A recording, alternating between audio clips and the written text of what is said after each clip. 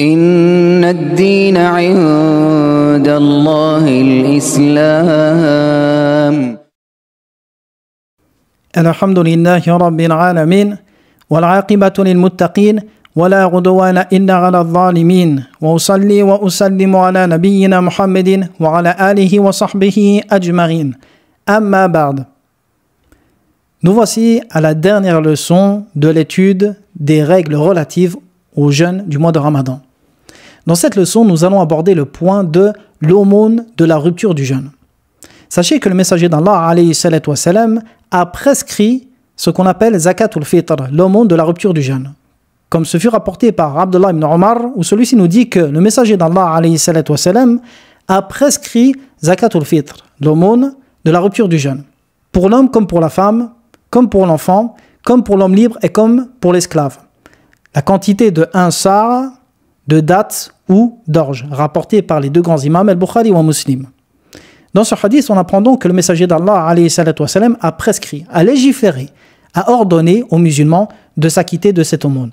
Et comme vous le savez, une prescription prophétique, une injonction prophétique est obligatoire et également une révélation. Comme Allah nous dit dans le Coran, وَمَا يَنْتِقُ عَنِ الْهَوَىٰ إِنْ هُوَ إِلَّا وَحْيٌ يُوحَىٰ, et ne parle pas sous l'effet de la passion. Ce n'est qu'une révélation insufflée. De ce verset, on comprend que lorsque le prophète alayhi salatu wassalam parle, ordonne, interdit, ceci est une révélation. Elle a le même caractère juridique que les ordres et les interdits dans le Coran. Donc le prophète alayhi salatu wassalam a légiféré une aumône à la fin du mois de Ramadan. Pourquoi? Eh bien, sachez que cette aumône a deux fonctions. La première, comme c'est venu dans un hadith où le prophète alayhi salatu wassalam dit Arnuhum anit tawafi fi dhalika al-yawm, ce qui veut dire suffisez les pauvres, ce qui est voulu ici c'est les pauvres, de mendier pendant ce jour. Donc la première fonction de zakatul fitr, c'est d'enrichir les pauvres qui n'ont peut-être pas de quoi fêter ce jour de fête après le mois de Ramadan. La deuxième chose également, c'est comme c'est venu dans un hadith de Ibn Abbas où il dit Tohratan lis-sa'imi, parmi les fonctions. Donc Tohratan, c'est une purification pour le jeûneur, une expiation. Minal larwi wa rafathi, des choses mauvaises qu'il aurait pu dire ou faire pendant le mois de Ramadan. Donc cette zakat a deux fonctions, le fait de nourrir les pauvres et également le fait d'expier les péchés qui auraient pu être commis pendant le mois de Ramadan. Très bien. Pour qui cette aumône est obligatoire? Eh bien, sachez que cette aumône, comme c'est venu dans le hadith de Abdullah ibn Omar, est obligatoire pour l'homme comme pour la femme, pour l'esclave comme pour l'homme libre, comme pour les enfants, l'adulte, le vieillard. Très bien. Est-ce que c'est obligatoire pour tout le monde, sachant qu'il y a des personnes qui ne sont peut-être pas riches? Est-ce que c'est obligatoire également pour le pauvre? Ou plutôt la question, à partir de quel moment devons-nous nous acquitter de zakat al-fitr du point de vue de nos biens, de ce que nous possédons, de notre richesse? Eh bien, la règle ici est simple.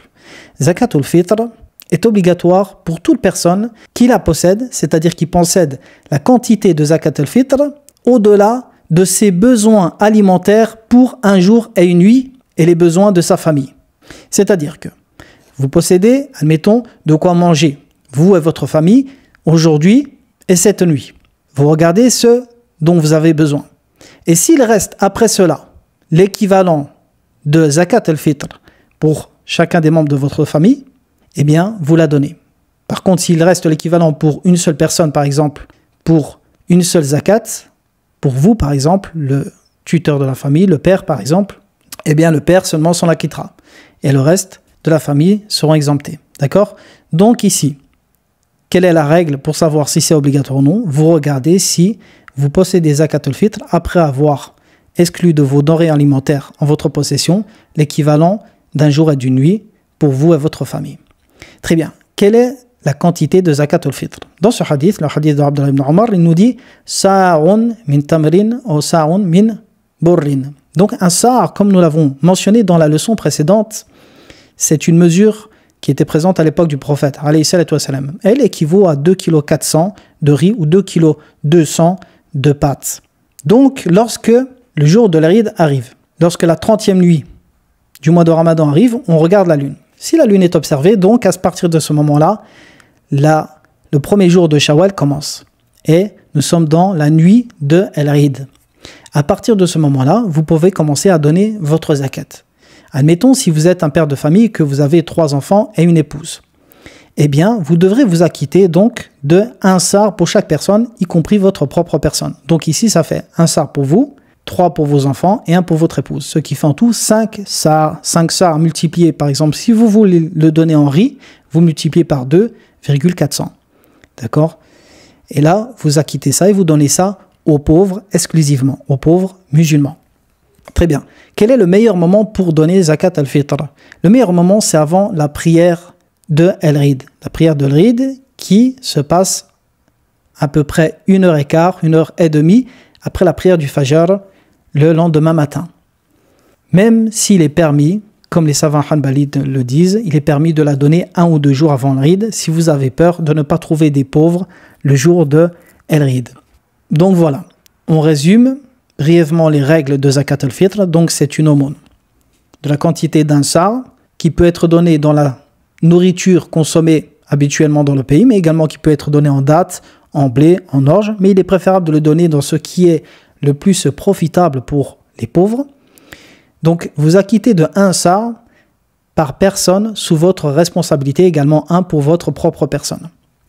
Maintenant, certains savants, et ce fut rapporté de Uthman ibn Affan, voient qu'une femme enceinte également, on donnera 1 sar pour l'enfant qui se trouve dans son ventre. Et ceci est l'avis de l'école hanbalite, mais ce n'est pas l'avis qui est le plus prépondérant chez les jurisconsultes. C'est pour cela que l'école hanbalite ne le rend pas obligatoire, mais voit que c'est seulement préférable de le faire conformément à ce que le compagnon du prophète Uthman radiyallahu anhu a fait. Mais ce qui est obligatoire, comme je vous l'ai dit, donc, c'est de donner 1 sar par personne sous votre responsabilité et de donner ça à un pauvre. Très bien, une question ici. Est-ce qu'il est permis de donner zakat al-fitr après la prière de l'Eid?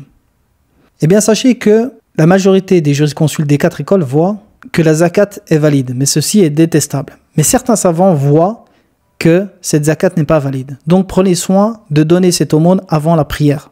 Pourquoi? Car dans un hadith rapporté par Abdullah ibn Abbas, le prophète alayhi salatu wassalam dit فَمَنْ أَدَّاهَا قَبْلَ الصَّلَاةِ فَهِيَ مَقْبُولَةٌ وَمَنْ أَدَّاهَا بَعْدَهَا فَهِيَ صَدَقَةٌ مِنَ الصَّدَقَاتِ. Dans le sens de ce hadith, donc celui qui donne cette aumône après la prière, eh bien c'est une aumône parmi les aumônes. Même s'il y a une divergence sur l'authenticité du hadith, mais quoi qu'il en soit, certains savants voient que celle-ci n'est pas acceptée lorsque vous la retardez après la prière, donc prenez soin de la donner avant, quitte à la donner 1 jour avant pour être sûr. Donc vous vous acquittez de ça, vous donnez ça à un pauvre et vous recherchez par cela l'acceptation de votre jeûne, l'expiation des fautes qui auraient pu être commises, et également d'être bienfaisant envers les pauvres et d'appliquer la sunna du prophète alayhi salatu wassalam. Et je vous dis à très bientôt. Dans le prochain audio, nous verrons quelques questions qui sont récurrentes relatives au jeûne. Et c'est par cette leçon que nous complétons l'étude simplifiée de la jurisprudence du jeûne. Wa sallallahu ala nabiyyina Muhammadin wa ala alihi wa sahbihi wa salam. Walhamdulillahi rabbil alamin. Inna ad-dina 'inda Allahi al-Islam.